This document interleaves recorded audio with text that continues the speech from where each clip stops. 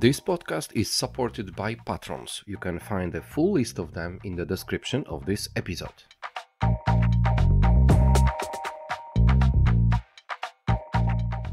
Hello, listeners of Good Morning BSS World podcast. This is Victor Doctor, and we are starting completely new series of the talks on the Good Morning BSS World podcast. This time we are going to focus on Africa, on African BPO market, on Africa as the BPO destination.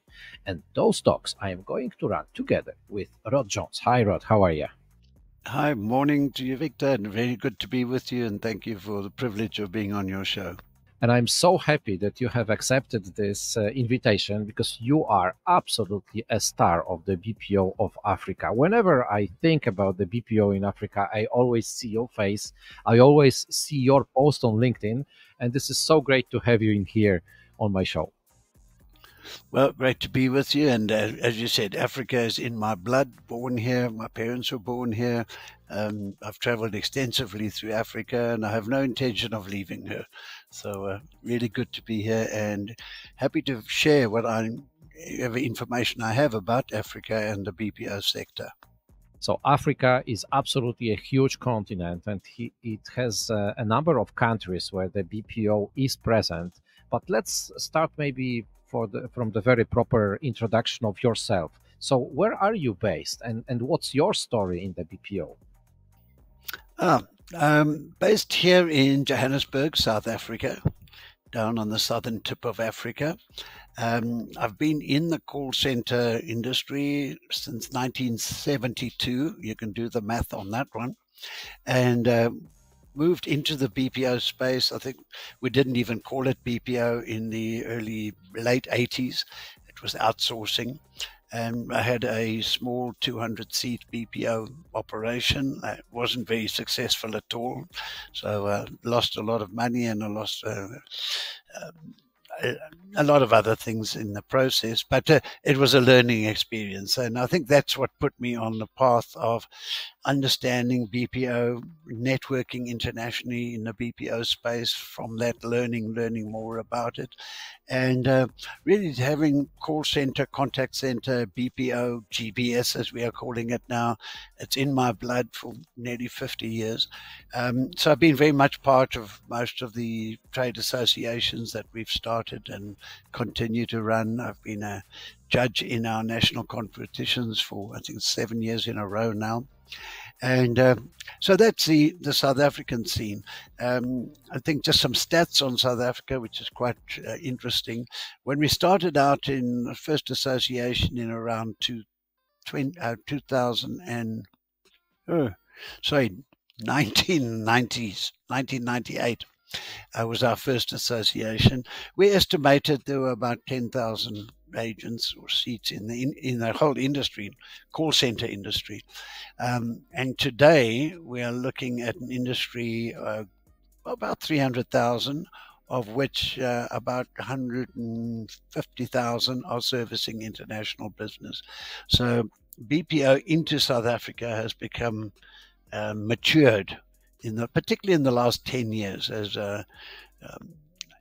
communication became privatized and we got broadband and we got voice over IP. Those were the turning points that started putting us on the map as a BPO location. So, yeah, that's been my passion for nearly 50 years now. 1972. 1972, 2nd of February 1972, I started my business. I was born in 1st of October 1976, so it's even older than I am. Well, just as an anecdote to that, I started in 1972. If you do your homework on the origins of the call center industry, the first ACD, automatic call distributor, was commissioned by Rockwell for Continental Airlines in 1972 in Cincinnati, Ohio. So I like to think that I've been part of the industry since the day they switched on the first ACD. And now, to me, one of the most exciting things today that I work with is call center technologies, various call center technologies driven by, enhanced by, based on AI. So It's come a long way from the original ACDs. Wow, wow. You mentioned 300,000 seats, but this is limited to South Africa. This is not the whole Africa when it comes to this business. No, this is just South Africa. Now, there's more and more research becoming available through my good long-standing friend and colleague Mark Angus and GBS World Genesis Analytics have been doing work across Africa for the last 8 or 9 years, and that data is starting to kind of become available, and we start having a better understanding of the BPO GBS space right across Africa. So much so that at the beginning of this year, and I think it was when we were all in Atlanta at the CX Outsources, Mark and I had a discussion, and Tracy Freeman as well. And we formulated an idea which has been in my head for well over 20 years. Now, the background to that, and I'll come back to what it is. Almost 22, 23 years ago, I'd finished a road trip of my seminars, Call Centers 101. I'd done Rwanda, Uganda. I'd done 2 days in Tanzania, and I was back in Nairobi, taking a weekend off, ready to start my next series of seminars. And I was talking to somebody in the restaurant there and thinking, wouldn't it be great if we could share this knowledge, because there's massive passion for information and knowledge about call centers, but there's no mechanism for sharing it. And that took 20 years to mature. And then earlier this year with Mark and Tracy, we formulated an idea, wouldn't it be great to have a federation of African BPO associations? Because we've got mature association here in South Africa, BAPESA and Cape BPO. We have very mature associations in Kenya, in Egypt, in Nigeria, etc. So to cut a long story short, we now have formed the Federation of African BPO Associations. We have 9 foundation member bodies or country bodies represented, and with the potential within the next 12 months to take it to about 15 country bodies. And we have a steering committee in place. We have a website in place. We have governance issues being formulated by the steering committee. By, I would estimate, March, April 2025, we'll have the board of directors appointed, and the target date for the launch conference, which will be a big one, will be June, July 2025, when we're hoping to bring together all of these country bodies across Africa, and we can rattle them off. I mean, South Africa, we've got Namibia, Zambia, Zimbabwe, Nigeria, Ghana, Morocco, Egypt, Ethiopia, Kenya, Rwanda. Those are the ones which are part of us at the moment. But there are BPO operations, quite sizable, in places like Madagascar, Mozambique, Mauritius. And these are the other bodies that we want to bring into this federation. So it's a very exciting year ahead, and maybe a few years ahead of me on my journey to see Africa emerging as a premier location for the placement of BPO and GBS work. It sounds very, very, let's say, attractive to the global BPO industry as such, that the continent, the youngest continent worldwide, to be honest, which is Africa, is moving so much forward to support business globally. You mentioned June, July 2025. Where did you already identify the location of this event? No, in true democratic style, will be issuing an RFI document to the member countries, bidding to host then the launch event. I have a feeling it'll be somewhere in Central East Africa, but we'll let democracy take its course. But it's going to be a really exciting. We're starting to put together the kind of guest list that we would want to have, people like yourselves, influencers from all over the world, our good friends Peter Ryan and Mark Hillary and Stephen Lloyd, and these are the names who are influencers in our industry, and we'd like them to come and see what Africa has to offer, because I think it's one of the big secrets of the world, that Africa has this massive size and scale and population, but it also has untapped skills in BPO. We can offer Arabic and English and French and Italian and German and Portuguese and English and Dutch and French, and at scale in some locations as well. And I think we're starting to see growth in not only in South Africa, where we have around about 20% per annum growth in our sector. We are slightly ahead of Egypt, and I think Egypt may catch up with us very quickly, where they have, I think, great digital skills. They got on board with digital skills development sooner than we did. We're playing catch up in South Africa on digital skills. But in some of the other areas, Rwanda, for example, way ahead of us in terms of tech support, for example. So yeah, we've got some exciting times ahead for Africa. Yeah, it sounds like that. Once this country is being selected, you really need to let me know, because I'm already planning my trip to that. It must be really, really interesting even to be at and to find out details of how the whole Africa is dealing with the BPO as the processes, as the industry, as the subject of delivering the business services to the world. Let's stay a little bit with the geography in this our talk today. I will tell you from the perspective of a European person. I am based in Poland, in Warsaw, and I am attending various of events across Europe where the destinations, the BPO destinations, are being discussed. And the way how we see Africa is that we can easily define a couple of countries, like, for example, South Africa, where you are located, like Egypt, which you have mentioned, like Morocco, like Tunisia, like Ghana. So those are all, or Nigeria. So those are the countries which are mentioned from time to time when there are talks about the BPO destinations in Africa. You mentioned a series of other countries. If it was you to say what is the top 5 of the BPO destinations of Africa, what would those countries be? Okay, if we were looking at it in terms of definition, top 5 with infrastructure, a matured industry, then okay, let's put South Africa there, definitely. Egypt would be there. Kenya is getting there very quickly. Nigeria has, in this last 12 months, won huge support from government and has its infrastructure coming together very quickly.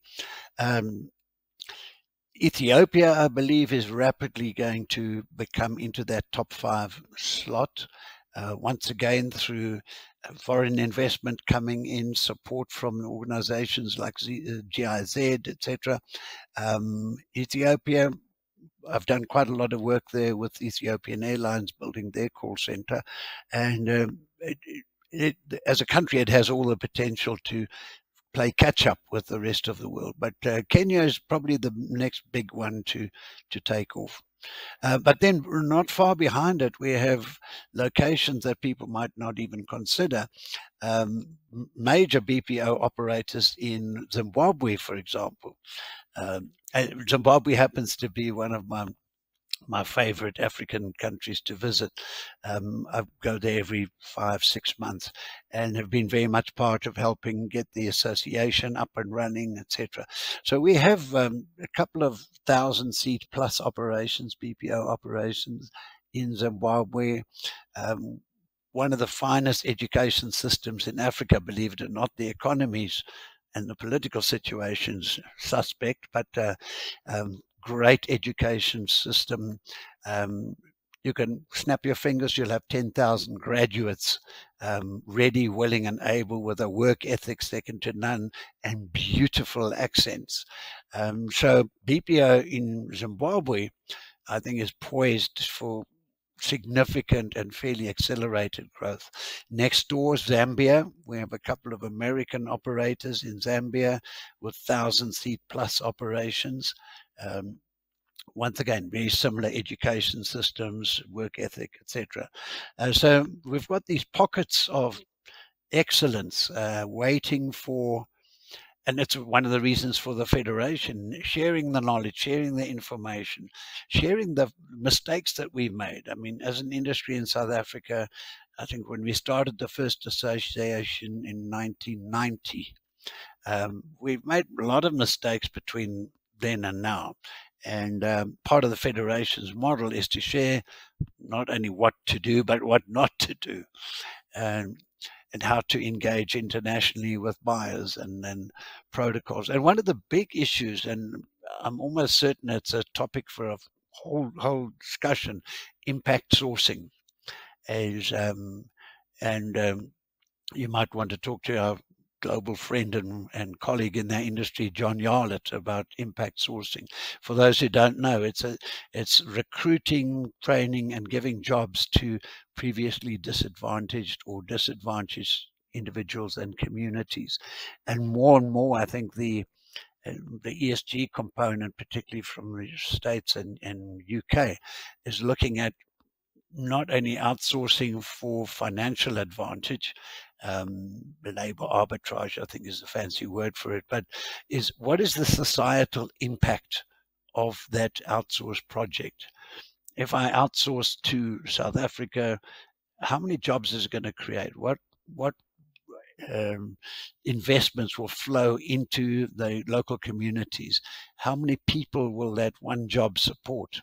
These are the questions that are being asked. And so part of the federation's model is to promote responsible, ethical impact sourcing, and then measuring societal impact and community impact. That's going to be a very important issue, because there's a danger, and it's already started, of sweatshop mentality in the BPO space, flying under the radar, taking on work, paying way below par to our agents.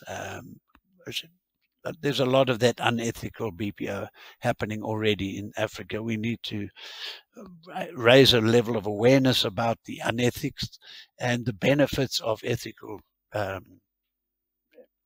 recruitment and labor practices.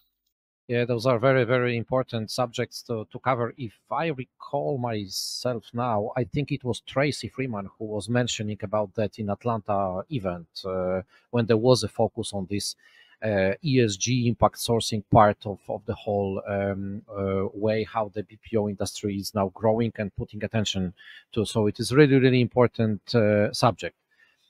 Rod, one thing about this international impact. Because, okay, the destinations in Africa who are providing BPO services is one thing, but who is supported from Africa? Is it mainly United States, or there are other countries or other continents which are using the service providers based in Africa? To the best of my knowledge, let's look at South Africa is predominantly, if we look at just the BPO segment, is predominantly coming from the UK, but rapidly growing US customer base. The US market is vast, and it's going to be interesting to see with the political changes in the US, the talk about clawing back BPO. But I still somehow think economics will overrule politics, and we'll continue to get a lot of work coming into Africa as a whole from the US. The UK, I hosted a podcast or a webinar a couple of weeks back where we were looking at the impact of the budget, the UK budget, and the recent changes to their labour regulations. The consensus is that it will put a 20 to 30% cost add-on to operations of contact centers in the UK. We're already starting to see the impact of that as the inquiries into, we're only really monitoring it here in South Africa, but anecdotally, UK buyers are looking for multiple locations in Africa.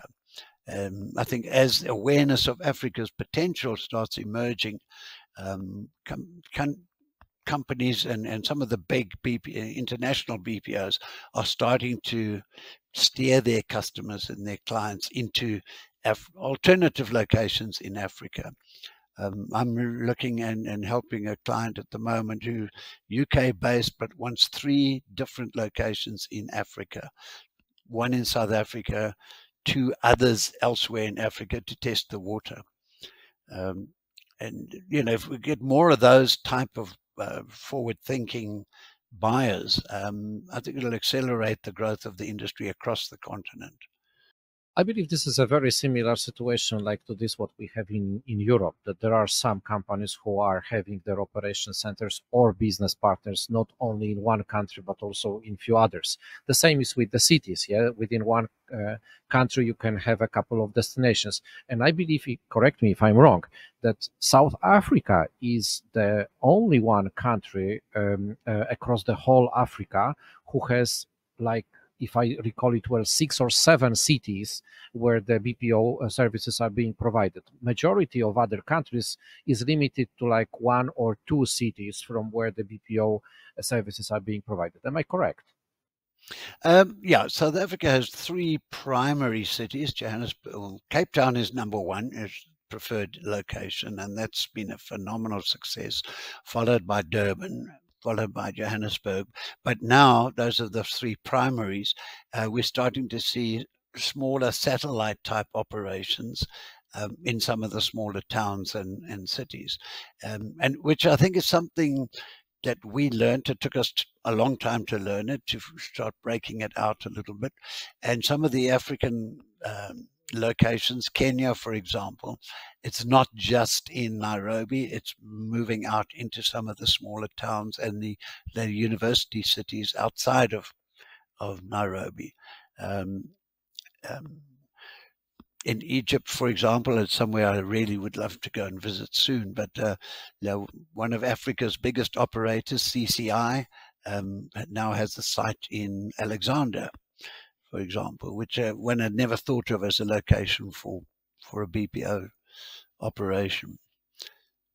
The world is changing. I'm more than sure that after the first event of this Federation of Associations, which you have mentioned a couple of minutes ago, we will find out completely new destinations, which might be home for the new players from the BPO industry.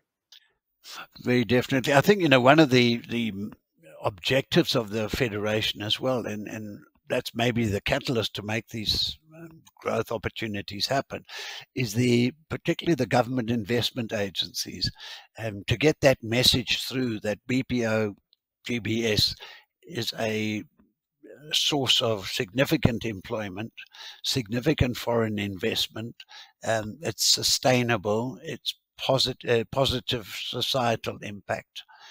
These are criteria that takes a long time to get that message through to governments, but when they grasp it, it took us 10 years to get the South African government and the Trade and Industry Department to understand it.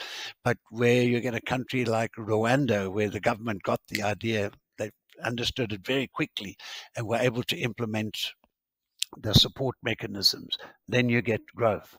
So ideally speaking, this launch event of ours, we would have invited guests from government development agencies right across Africa. Come and see what this industry can do for your country and for your people and for your communities. So that is really would be my next 5 years game plan. My personal ambition is to sit back 5 years from now and say, okay, we've put Africa on the map. We've got sustainable employment for our target is around 2 to 3 million people in the next 5 years, which it could be a conservative figure if the message hits home, if we're getting quality delivery and that message goes out to the buyers in the States, across Europe and the UK, we could surpass that figure very quickly. I can tell you, Rod, that Africa is already on the map. Whenever I go, some people are talking about Africa. Probably not enough yet. So this is a good plan for the next 5 years. Anyway, I am just taking a look on the timer which we have set up for today, and it's already over 25 minutes when we do have this talk. And so I believe that our audience can only imagine how much more is going to be said during our meetings, which we are having planned for the next months. But as we started with you from the very beginning of our talk today, I would like to end our episode also coming back to you. I heard about the book which you are now finalizing. What's about that book? Thank you. It's the second edition. The first edition I put out just as a white paper really in 2021-22, at the time when South Africa was ranked #1 in the world as a BPO location by the Rhine Strategic Advisory Omnibus Survey. This year, particularly after our visit to Atlanta and the CX outsources, I came back thinking it's time to revise this model. And so I'm almost finished. I think another month or so I will publish a book called Why Outsource BPO and GBS to South Africa. And I think it'll be the first time we're talking about not only all the benefits and advantages and labor and infrastructure and language, etc., but we're talking about, in fact, the cover we've had designed has a herd of elephants in it, because we'll be talking about the elephants in the room. What about political situation? What about labor? What about power and energy? What about crime and corruption? How does our industry handle that? How do we manage it? How do we mitigate it? What are the realities? So hopefully we'll publish in the next 2 or 3 months a balanced view about BPO to South Africa, the good, the bad, and the ugly, and the elephants in the room. So looking forward to putting that out, as I said, next couple of months. Once it's released, believe me or not, it is going to be a subject of our talk, just to go through the chapters of this book and find out what you have written down for the global audience. Rod, thank you very much for today, for this opening episode of talks about the BPO and GBS in Africa. I already look forward to our next meeting and to this information, which country is going to host the event focused on the BPO in Africa, which you are on your list on June or July this next year, because we are still recording it on the 30th December 2024. So we are just before 2025, the year of this event. Thank you very much for today. Thank you, Victor, and may I wish you and your team Happy New Year and all the very best into 2025 and beyond. Thank you. The same to you. Thank you, Rod.